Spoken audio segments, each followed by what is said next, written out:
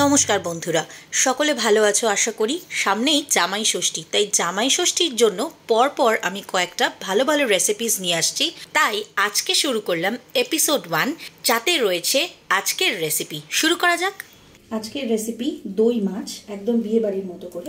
তো দই মাছ বানানোর জন্য প্রথমে দেখো মাছগুলোকে আমি ধুয়ে পরিষ্কার করে রেখেছি, আর তার সাথে সাথে আমি মাছগুলোতে একটু নুন আর হলুদ মাখিয়ে নিচ্ছি। তো এর মধ্যে নুন আর হলুদটা কিন্তু খুব অল্প দিতে হবে, কারণ যেহেতু দই মাছ, গ্রেভির কালার কিন্তু আমরা হলুদ হয়ে যাক একদমই চাইবো না। তাই অল্প একটু নুন আর হলুদ দিয়ে আমি ভালো করে কিন্তু মাছের গায়ে মাখিয়ে নেব। তো মাখানো হয়ে গেলে আমি তোমাদের দেখাচ্ছি। এবার কড়াইতে সাদা তেল গরম করে নিয়েছি। সাদা তেল গরম করে নিয়ে মাছগুলোকে ভেজে নেব। ভালো করে তেলটা একটু গরম করে নিতে হবে, না হলে কিন্তু মাছ কড়ার সাথে লেগে যাবে। তাই সবসময় বলবো, যখনই মাছ ভাজবে একটু ভালো করে তেলটাকে গরম করে নেবে। নিয়ে এবার আমি তেলের মধ্যে আস্তে আস্তে মাছগুলোকে ছেড়ে দেব। মাছ ভাজতে ভয় পাও তাদের জন্য আমি একটা জিনিস বলে দিচ্ছি। মাছ এরকম কড়াই ছাড়া হয়ে গেলে সব সময় মাছটাকে ঢাকা দিয়ে ভাজবে, তাহলে দেখবে তেল ছেটার কোনো ভয় নেই। তো মাছটা কিছুক্ষণের জন্য এরকম আমি ঢাকা দিয়েই ভাজবো, অল্প একটু ফাঁকা রাখবো যাতে ভেপারটা বেরোবার জায়গা পায়। তো দেখো আমি ঢাকা দিয়ে দিয়েছি, দিয়ে কিন্তু গ্যাস আমার ফুল আছে। তো ফুল ফ্লেমেই আমি মাছগুলোকে ভেজে নিতে শুরু করি। দই মাছের জন্য মাছ কিন্তু খুব কড়া করে ভাজা একদমই হবে না। তো খুব একটা কড়া ভাজা যেন না হয়, তাই মিনিট 2-3 রেখে মাছটাকে উল্টে নিতে হবে। দেখো আমি এবার মাছগুলোকে আস্তে আস্তে খুব হালকাভাবেই উল্টে দেবো, কারণ যদি বেশি চাপ দিয়ে মাছ উল্টাতে যাও তাহলে কিন্তু মাছগুলো ভেঙে যাওয়ার সম্ভাবনা থাকে। এখন মাছগুলোকে খুব হালকাভাবেই কিন্তু নাড়াচাড়া করে উল্টে দিচ্ছি। দেখতেই পাচ্ছ আরেকটু মাছটা লালচে হবে, তাই আমি উল্টে পাল্টে মাছটাকে একটু লালচে করে ভেজে নেব।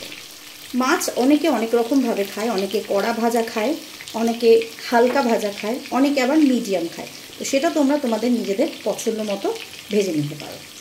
দিয়ে আবার একটুখানি আমি ঢাকা দিয়ে রাখলাম। তো দেখতে পাচ্ছ মাছটা কিন্তু আমার এক পিঠে ভাজা হয়ে গেছে। খুব বেশি লাল করবো না, আগেই তোমাদের বলেছি। তো দেখো আমি আরেক পিঠ উল্টে উল্টে দিচ্ছি, কারণ মাছটা একটু কাঁচা আছে, আর একটু লালচে হবে।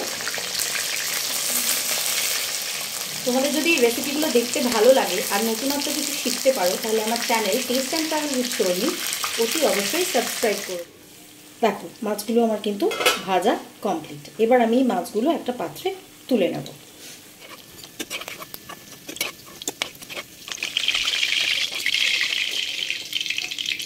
ব্যাস, মাছ তোলা হয়ে গেছে। এরপর আমি পরের রাউন্ডের মাছগুলো ভাজতে দিয়ে দেবো। আবারও খুব সাবধানে। এখানে তোমরা রুই বা কাতলা যে কোনো পছন্দের মাছ ব্যবহার করতে পারো। এবার তৈরি করে নেব একটা পেস্ট। দেখে নাও তাতে কি কি লাগছে।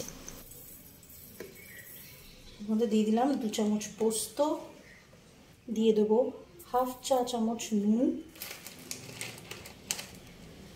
এর সঙ্গে দিয়ে দেবো 10-12টা মতো কিশমিশ, দেব গোটা 5-6 কাজু, আর দিয়ে দেব খান 5-6 আমন্ডস। অনেকে এখানে 4 মগজ ইউজ করে, আমরা সেটা করবো না, কারণ 4 মগজে কিন্তু পেট ভার করে বেশি। এর মধ্যে দিয়ে নেব 1/2 কাপ পরিমাণ জল, এই পুরো জিনিসটাকে একটা পেস্ট করার জন্য। এবার এটাকে একটা পেস্ট বানিয়ে নিতে হবে। এবার যে তেলে মাছটা ভেজেছিলাম সেই তেলটাই গরম করে কড়াই ভাজতে দেব 2 বড় সাইজের পেঁয়াজ।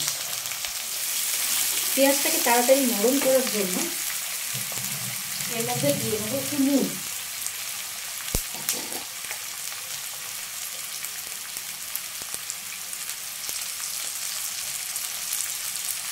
যদি রেসিপিগুলো ভালো লাগে তাহলে আমার চ্যানেল অতি অবশ্যই সাবস্ক্রাইব করে নিও, আর পাশে থাকা বেল আইকনটা প্রেস করে দিও।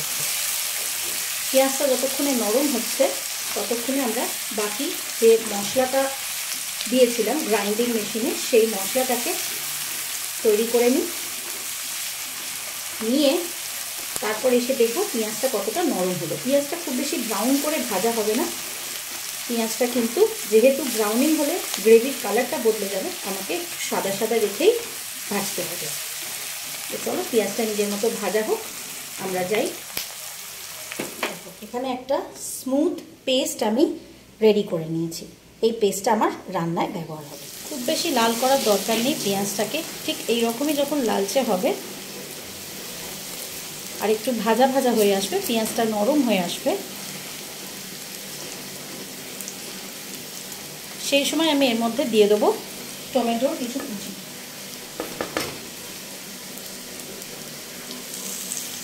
একটা ছোট টমেটো দানা ছাড়িয়ে কুচি করে রাখা হবে।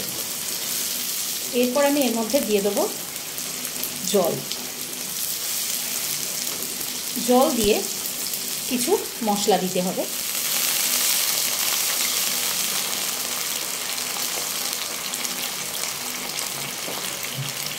দিয়ে দিলাম 1/2 কাপ জল, মশলাটা কষাবো বলে।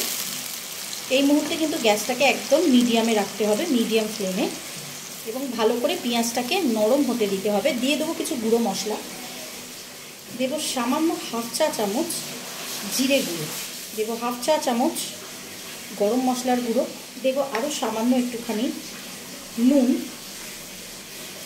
যেটা আমার গ্রেভিতে এবার নুনের স্বাদটা দেবে। দিয়ে দেবো সামান্য একটুখানি আদা রসুনের পেস্ট। খুব বেশি আদা রসুন এতে পড়বে না, সামান্য 1/2 চা চামচ আদা রসুনের পেস্ট দিয়ে আবার একটু ভালো করে নেড়ে ঢাকা দিয়ে দেবো পেঁয়াজগুলো নরম হওয়ার জন্য। অন্যদিকে আরেকটা পাত্রে নিয়ে নেবো একটুখানি টক দই। টক দইয়ের মধ্যে মিশিয়ে দেব 1/2 চা চামচ নুন।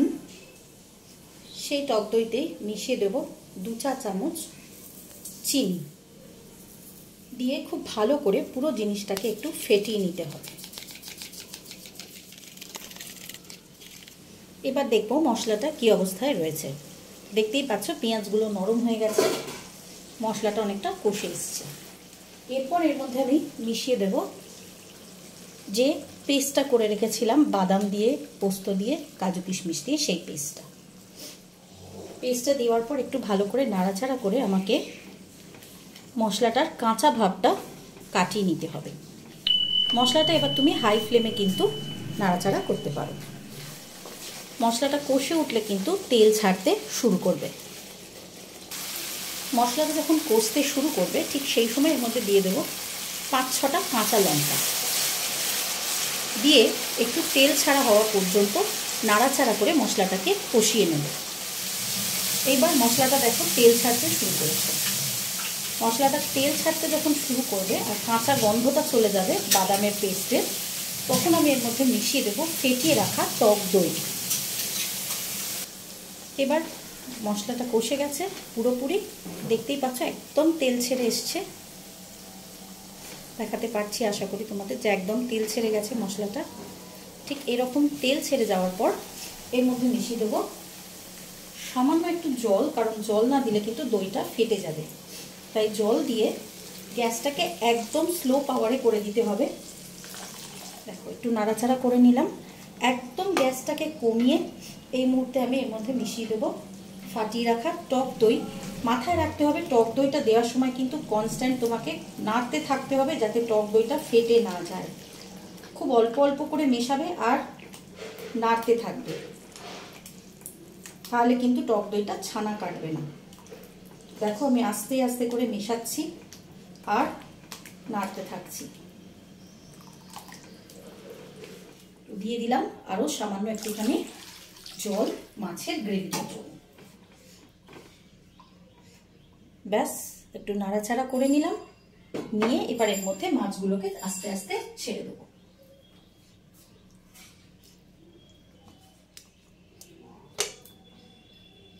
মাছটা ছাড়ার সময় গ্রেভিতে মনে রাখবে যেন প্রত্যেকটা মাছই খুব ইউনিফর্মলি গ্রেভিটা পায়, তাহলে কিন্তু গ্রেভিটা শুষে মাছটা খুব সুন্দর খেতে হবে। ব্যাস এবার একটু মাছগুলো দিয়ে এপিট ওপিট হালকাভাবে নাড়াচাড়া করে কিছুক্ষণ ঢাকা দিয়ে রেখে দিতে হবে যাতে মাছগুলো গ্রেভিটা অ্যাবজর্ব করে আর নরম হয়ে যায়।